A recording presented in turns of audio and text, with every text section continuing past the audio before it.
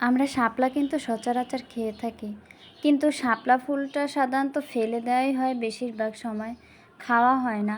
তো আজকে সেই শাপলা ফুল দিয়ে বড়া বানাবো। হ্যালো এভরিওয়ান, আসসালামু আলাইকুম। সবাই কেমন আছেন?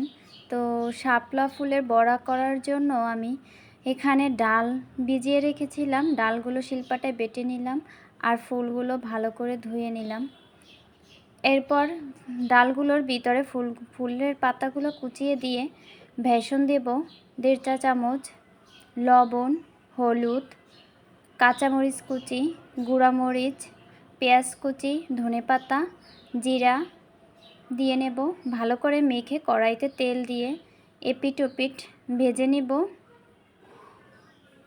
ভাজা হয়ে গেলে গরম গরম পরিবেশন করব শাপলা ফুলের বড়া মচমচে। কে কে খেয়েছেন কমেন্ট করে জানাবেন। Bye bye.